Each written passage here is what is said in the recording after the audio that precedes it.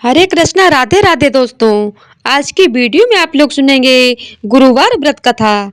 गुरुवार व्रत करने से बृहस्पति देवता प्रसन्न होते हैं। यह व्रत अत्यंत फलदायी है। अग्नि पुराण के अनुराधा नक्षत्र युक्त गुरुवार से आरंभ करके 7 गुरुवार व्रत करने से बृहस्पति ग्रह की हर पीड़ा से मुक्ति मिलती है। बृहस्पतिवार व्रत कथा प्राचीन समय की बात है। एक नगर में एक बड़ा व्यापारी रहता था। वह जहाजों में माल लदवा कर दूसरे देशों में भेजा करता था। वह जिस प्रकार अधिक धन कमाता था, उसी प्रकार जी खोलकर दान भी करता था। परंतु उसकी पत्नी अत्यंत कंजूस थी। वह किसी को एक दमड़ी भी नहीं देने देती थी। एक बार सेठ जब दूसरे देश व्यापार करने गया तो पीछे से बृहस्पति देव ने साधु वेश में उसकी पत्नी से भिक्षा मांगी। व्यापारी की पत्नी बृहस्पति देव से बोली, हे साधु महाराज, मैं इस दान और पुण्य से तंग आ गई हूँ। आप कोई ऐसा उपाय बताएं जिससे मेरा सारा धन नष्ट हो जाए और मैं आराम से रह सकूं। मैं यह धन लुटता हुआ नहीं देख सकती। बृहस्पति देव ने कहा, हे देवी, तुम बड़ी विचित्र हो। संतान और धन से कोई दुखी होता है क्या? अगर अधिक धन है तो इसे शुभ कार्यों में लगाओ। कुमारी कन्याओं का विवाह कराओ, विद्यालय और बाग बगीचों का निर्माण कराओ। ऐसे पुण्य कार्य करने से तुम्हारा लोक परलोक सार्थक हो सकता है। परंतु साधु की इन बातों से व्यापारी की पत्नी को खुशी नहीं हुई। उसने कहा, मुझे ऐसे धन की आवश्यकता नहीं है जिसे मैं दान करती फिरूं। तब वो बृहस्पति देव बोले, यदि तुम्हारी ऐसी इच्छा है तो तुम एक उपाय करना। 7 बृहस्पतिवार घर को गोबर से लीपना, अपने केशों को पीली मिट्टी से धोना, केशों को धोते समय स्नान करना, व्यापारी से हजामत बनाने को कहना, भोजन में मांस मदिरा खाना, कपड़े अपने घर धोना। ऐसा करने से तुम्हारा सारा धन नष्ट हो जाएगा। इतना कहकर बृहस्पति देव अंतर ध्यान हो गए। व्यापारी की पत्नी ने बृहस्पति देव के कहे अनुसार 7 बृहस्पतिवार वैसा ही करने का निश्चय किया।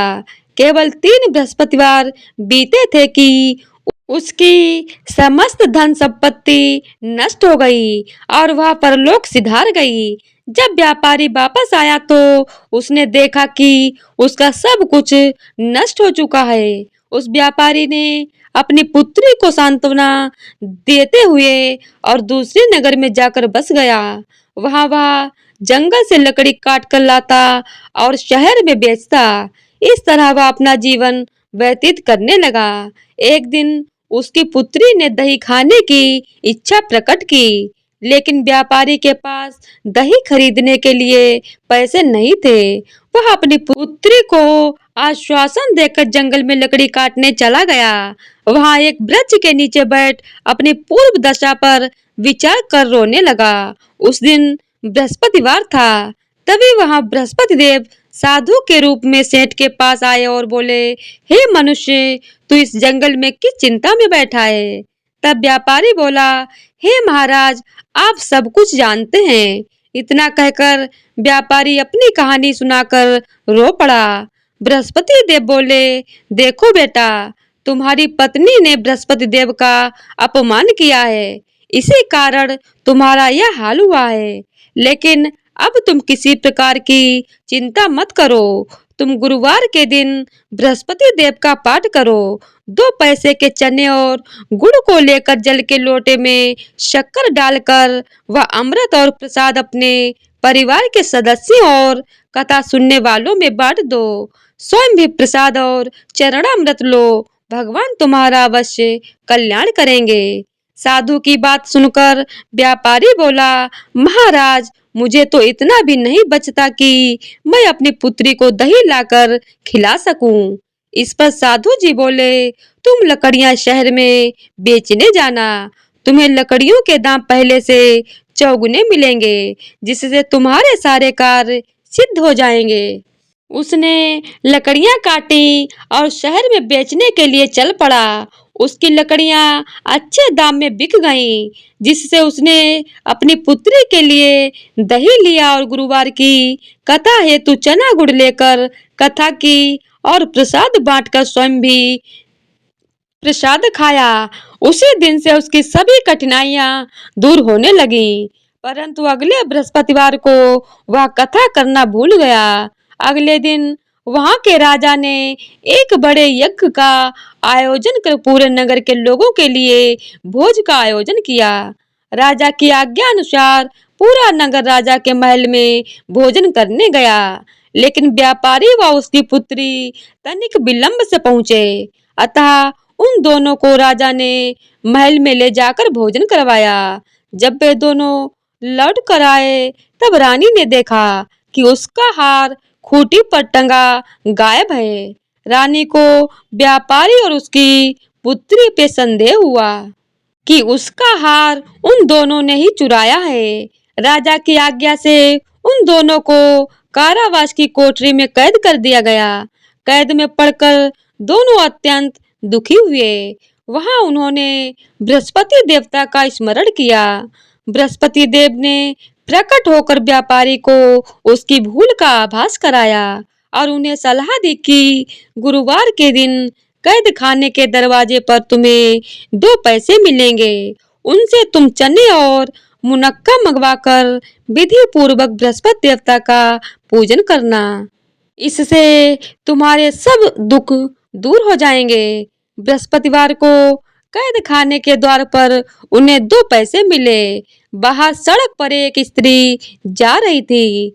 व्यापारी ने उसे बुलाकर गुड़ और चना लाने को कहा। इस पर वह स्त्री बोली, मैं अपनी बहू के लिए गहने लेने जा रही हूँ, मेरे पास समय नहीं है। इतना कहकर वह वहां से चली गई।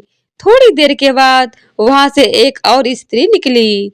व्यापारी ने उसे बुलाकर कहा, हे बहन, मुझे बृहस्पतिवार की कथा करनी है, तुम मुझे 2 पैसे का गुड़ चना लाकर दे दो। बृहस्पति देव का नाम सुनकर वह स्त्री बोली, भाई, मैं तुम्हें अभी गुड़ चना लाकर देती हूँ। मेरा इकलौता पुत्र मर गया है, मैं उसके लिए कफन लेने जा रही थी, लेकिन मैं पहले तुम्हारा काम करूंगी, उसके बाद अपने पुत्र के लिए कफन लाऊंगी। वह स्त्री बाजार से व्यापारी के लिए गुड़ चना ले आई और स्वयं भी बृहस्पति देव की कथा सुनी। कथा के समाप्त होने पर वह स्त्री कफन लेकर अपने घर गई।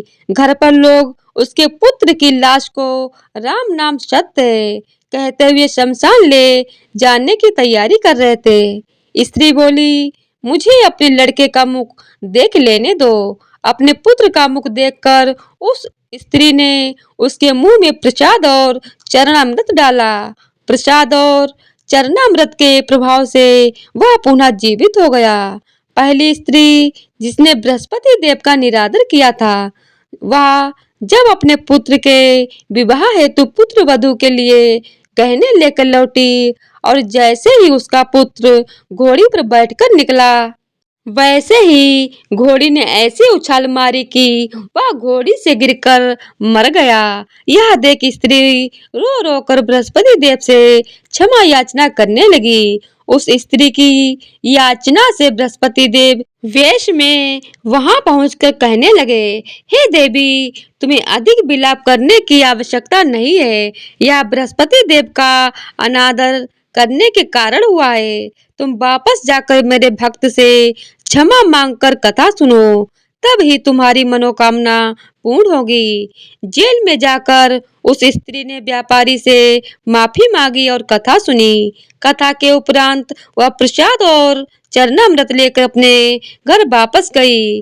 घर आकर उसने चरणामृत अपने मृत पुत्र के मुख में डाला। चरणामृत के प्रभाव से उसका पुत्र भी जीवित हो उठा। उसी रात बृहस्पति देव राजा के सपने में आए और बोले, हे राजन, तूने जिस व्यापारी और उसकी पुत्री को जेल में कैद करके रखा है, वह बिल्कुल निर्दोष है। तुम्हारी रानी का हार वहीं खूंटी पर टंगा है। दिन निकला तो राजा रानी ने हार खूंटी पर लटका हुआ देखा। राजा ने उस व्यापारी और उसकी पुत्री को रिहा कर दिया और उन्हें आधा राज्य देकर उसकी पुत्री का विवाह उच्च कुल में करवाकर दहेज में हीरे जवाहरात दिए। तो इसी तरह से जो कोई भी बृहस्पतिवार की कथा सुनता या पढ़ता है उसकी सभी मनोकामनाएं पूरी होती हैं। बोलिए विष्णु भगवान की जय हो, बृहस्पति देवता की जय हो। तो इसी तरह से बृहस्पतिवार व्रत कथा संपूर्ण होती है। बोलिए ओम नमो भगवते वासुदेवाय नमः। तो आज की वीडियो अगर आप लोगों को पसंद आई हो तो वीडियो को लाइक शेयर और चैनल को सब्सक्राइब कर दीजिएगा। धन्यवाद।